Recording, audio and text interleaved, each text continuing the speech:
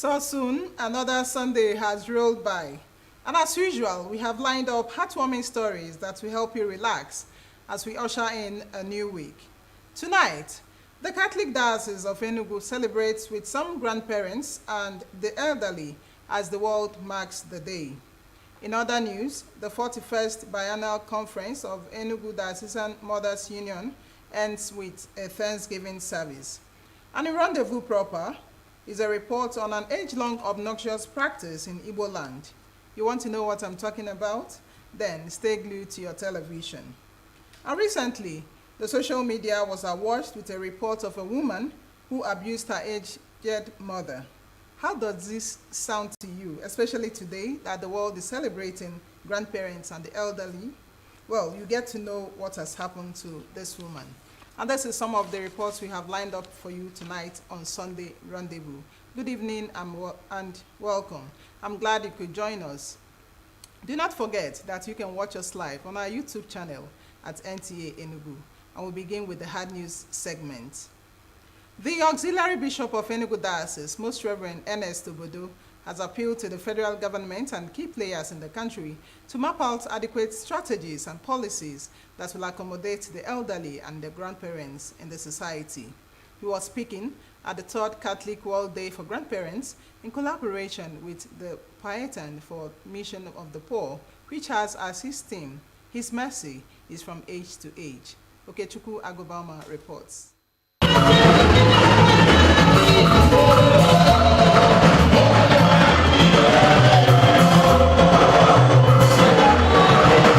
That was the expressions of the elderly as they gathered to thank God for His grace and loving kindness upon their lives for the past years.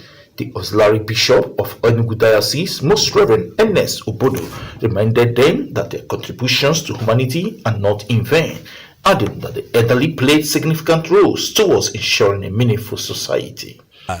He wants us to remember the elderly and be merciful to them and think about them always, because it's the dream of everybody to become old. So if you want to become old, you must begin by caring for your parents and for your grandparents and giving them enough space, having mercy on them. The founder, Pietan Caring Mission for the Poor, Dr. Mary Jude Terrace Nwodo, explained that the essence of the mission to improve the lives of the elderly so as to make them better than the way they were. I discovered that whenever I'm able to help someone who is helpless, I will be filled with joy and happiness. Then, if I will be walking on the road, I see myself picking people from the streets, building houses and settling them. So I was like, what really is happening to me? Stakeholders that contributed immensely for the success of the program, including the Zonal Director, NTA Enugu Network Center, Nwadi Elubike, have this to say. Old age is a journey, if you ask me. It is a journey that mankind looks forward to. And NTA too should key into such, because the elderly, just like children, are among the vulnerable class. It is part of NTA's corporate social responsibility. Age is a blessing of itself. So it is an endowment from God. It cannot be bought by money or can be gifted, but it's gift. The only person who can give the gift is from God. Some of the elderly expressed their joy. 110 years. Obisomoso. obi so mo so na mo iki kudo this year ekpere m na ekpere bụ na ọ ga-adị ndụ ogologo na omume ya na Chineke ga-akwụ ụgwọ ihe ka m na-ekpere. The World Day for the Grandparents and Elderly instituted by the Holy Father Pope Francis was established 3 years ago. The elderly were drawn from the 3 parishes in Awani Diniri in Enugu. Okechukwu Akubama, NTA News. Mothers under the auspices of the Enugu Diocesan Mothers Union Anglican Communion have held their 41st biannual conference. President of the Mothers Union and wife of the Anglican Archbishop of Enugu Ecclesiastical Province, Dr. Joyce Chukwuma, while delivering her address, charged Christian women to remain steadfast in their faith in God. Chegonu Aro, who was at the conference, reports. The Mothers Union Conference has the theme Trial of Faith and was held at the Resurrection Power Church, New Haven, Enugu. It was a gathering of Christian women from all walks of life who came to witness the presidential address of the wife of the Archbishop of Enugu Diocese. In her address, Dr. Joyce Chukwuma charged Christian women to be faithful during trials and temptations. She went down memory lane when she began her ministry with His Grace Archbishop Emmanuel Chukwuma, her husband, describing their legacies as the handiwork of God. Fear and anxiety can rob us of our faith. The future may seem uncertain, full of worries, which occupy our hearts and minds. As children of God, if we are aware of our tomorrow, the Bible also assures us that He knows us and has a plan for us. Archbishop Chukwuma was also excited on behalf of his wife. I feel so fulfilled. I feel so much enthused by the way the women have really honored my wife. It shows that she has performed, touched lives, and paid her dues. Some Christian women described the president of the Women Wing as an astute disciplinarian and a role model. The Lord that brought her thus far will continually to uphold her, and I know that she will end very strong, and the grace of God will continually to be sufficient unto her. We're gonna mix her so much. We love her. She's been a great mother to the diocese all this while. She's touched lives, the widows, the needy. A lot she's done. Different women groups came with gifts to bid farewell to their mother in the faith.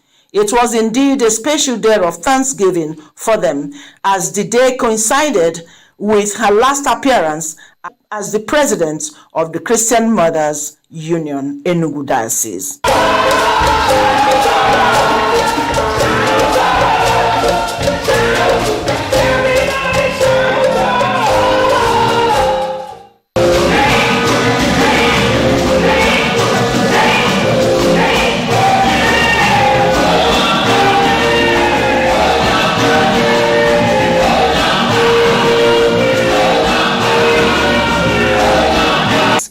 In Enugu, Chegonu Aro, NTA News.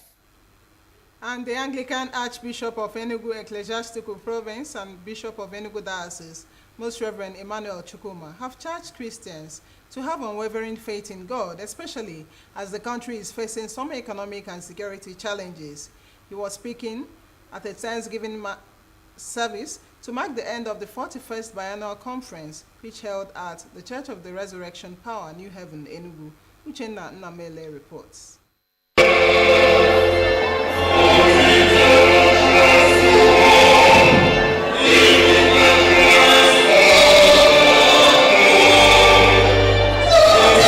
The Thanksgiving service was to appreciate God for the successful 41st biannual Mothers Union Conference of the Anglican Diocese of Enugu.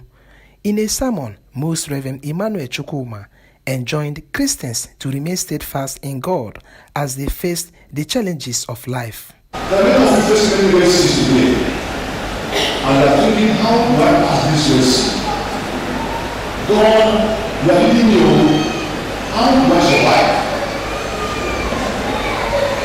God will show you in the name of Jesus. Some mothers expressed appreciation to God for the successful women conference. To the glory of God, all of us we are happy.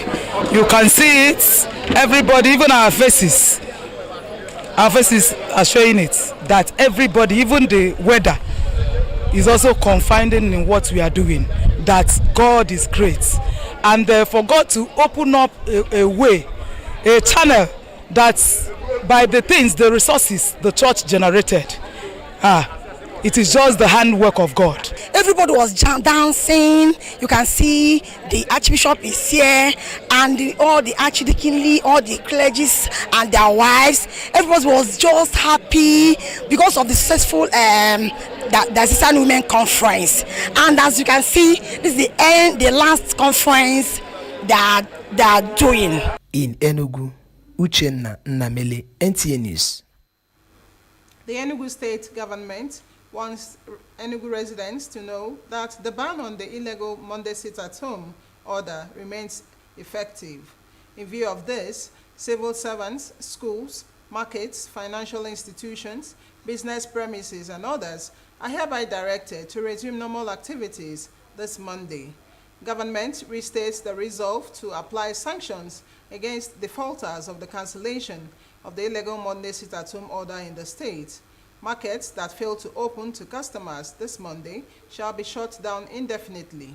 Shops in the markets that close on Monday shall be sealed and reallocated to those eager to do business in the state. The government extends the same warning of sanctions against schools, financial institutions, shopping malls, department stores, business premises, and others that may defy its directives. Government reiterates that the illegal sit-at-home order is totally at odds with the Igbo spirit of industry, hard work, enterprise, productivity, and creativity. We'll pause here for some messages. The news continues shortly. Do stay.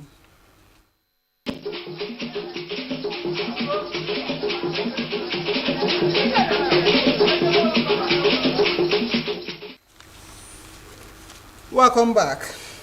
The joy of every parent is to have children who honors and cares for them, especially in their old age, while in turn such children receive life-changing blessings before their parents passes on.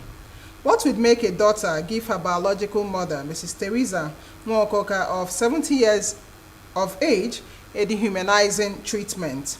Let's now hear from Jane Francis Obi, who brings us the tales of grief and regret. The viral video of attack by Mrs. Okamaka Odibo and her sick mother who was in her custody drew the attention of many. The incident, which occurred in Abagana in Njikoka local government area of Anambra State, was that of the suspect beating her old sick mother for defecating on herself, an action she did to the public glare of neighbors.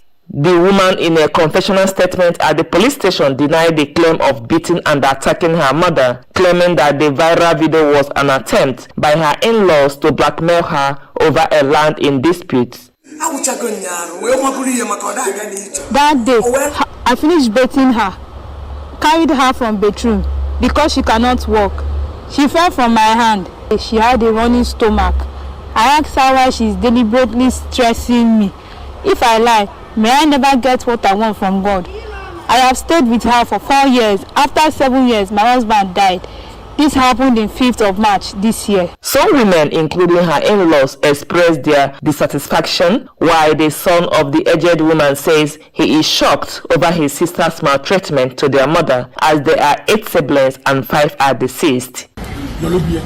She has been with our mother for the past 3 years. I was with our father while she had our mother. When I saw the video, I cried. I asked what the problem was. She said she does not know. Our mother lost her memory when her son died in an accident. The police public relations officer Tochukwu Ikenga, speaking on her arrest, condemned the act and assured that justice will be served. He has been remanded in a correctional service here in Oka. An investigation, the court will do justice to it.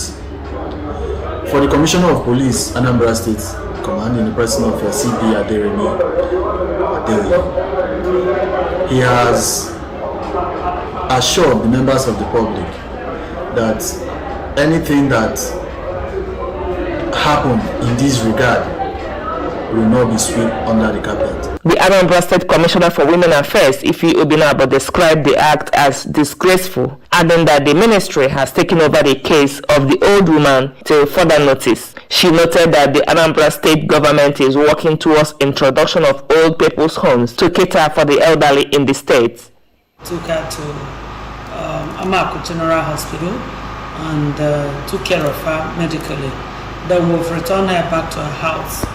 And I was even there yesterday because some group of people came with food stuff and so many other things. So I took them to that place. Then for the lady, like I said, we don't waste time in charging matters like this to court. NTA will bring you updates when the case gets to the court. We must treat the old and the elderly with love because someday we must all get old. How well do you remember an obnoxious practice in the southeast akin to the one the missionary Mary Slessor stopped in Calabar? Let me save you the time and energy of trying to guess because there are quite a handful of them. Our focus tonight is on the Osu and Ohu caste system, which have been age-long practices in Igbo land. It certainly does not evoke pleasant memories, but the goodness is that some magic ones have caused wind of change in the mindsets of some people who have hitherto been proponents of the cultural belief. Chegonu Aro tells us more. Some communities before now were stigmatized due to an ancient practice of sacrificing men and women or even children to the gods. Some of them were war captives, while some others were held by oath, which they took in time of need. Such communities or individuals were set aside and were not allowed to interact with other communities. However, with the intervention of Christianity and civilization, a whole lot of sensitization has been done to reduce this practice to its barest minimum. Well, the Osu caste system, people submitting themselves to the shrines and deities of the old, because they needed to be protected in the society where they are either cheated, swallowed, or humiliated by those who had the authority. Some titled men in those years were so bad. Many of them were bullying others that had no money, and they took people's land from them.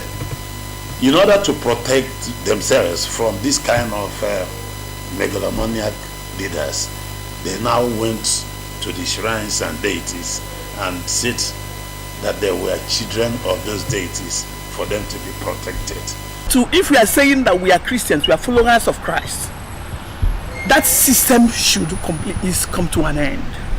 A system where human beings like us, because they came into particular families, they were called outcasts. It's not good. And also, if we go by even the Constitution, Section 42 of the Constitution says that no Nigerian, nobody, no citizen can be discriminated against based on the circumstances of his gender or sex or political leaning or religion. So, by that continuation of the Osu caste system and by Yohu, we are flouting, we are very much flouting Section 42 of the Constitution. In this situation, many people are now accepting such. But according to the tradition, the ancient ones, maybe they are still maintaining their archaic word or covenant. But I believe this time around, many people have tried to stop it. Because I know many places, such people came to marry or thereabout. Many of them say that we have no Paul and Apollos, but according to the Bible, we are one. For me, depends on individual. Because if I have more money, have everything, I'm contented. Nobody will come to my house and say I'm this or that.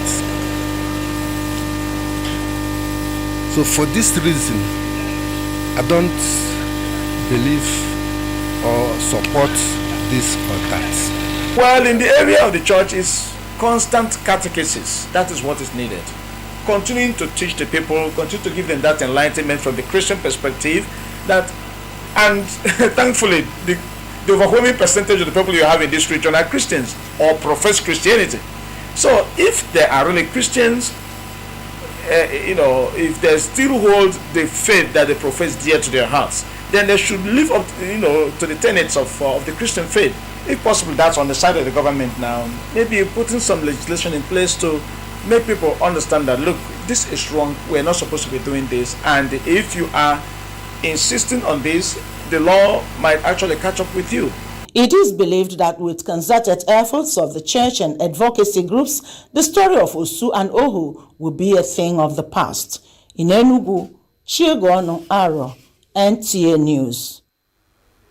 Indeed, we are all created by God, so there should be no discrimination. The leaves of memory, they say, make mournful rustle in the dark. It is against this backdrop that some cultures tend to go out of their ways to celebrate their dead. Hence, the feast and legacies the dead bequeathed linger on.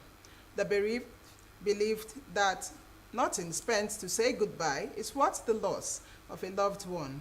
Eukaria Ugu in this report takes a look at the culture of celebrating the dead more than the living. Traditions, norms, and values of people vary from culture to culture. Some rites and ceremonies are too superfluous that they make people bat eyelids. Burial ceremony, for instance, is a carnival of sorts, especially in this part of the country. The amazing thing is the fact that some people were nowhere catered for while alive, that they died hungry. At death, the family, kith and kin, we like to identify with them and eulogize them as their loved ones, but they can go out of their way to sell off their lands and other properties to ensure that his burial arrangement is unequaled. The question is it better to celebrate the dead more than the living? One of the reasons why you celebrate the dead is that those who were not given the same celebration, according to the spiritual translation, were not fully accepted in the other world. Some people died because they complained. People complained that their fathers kept coming in the night in spiritual form to say that they were not given enough celebration, and therefore were not admitted into the committee of ancestors that were celebrating in the other world. If you have done well as a great man when you were alive, and if you are dead, you should be given a befitting burial. I expect that any day I'm dead, my children should celebrate me, because I think I've contributed immensely, both in my family, my community, my village, and of course Enugu State, to the best of my ability. I am of the view that people should be celebrated when they die, depending on what the family can afford, not to sell their farmland or property and impoverishing the people who are alive. Even if the person that died, the deceased is a millionaire, it's still not reasonable to do some kind of lavish spending because you want to give the person what we call befitting burial. Because whoever left must have left some people behind, and those people will also need to survive. If they still have children, they have to go to school. The business they were running wouldn't have to go bankrupt just because you want to give a befitting burial, which unfortunately is what we find in some situations where people go to the extreme and spend their fortune. Be that as it may, if any tradition demands slaughtering of cows and grand burial rites, the tradition should also do well to make money available to enable the deceased family meet its demand.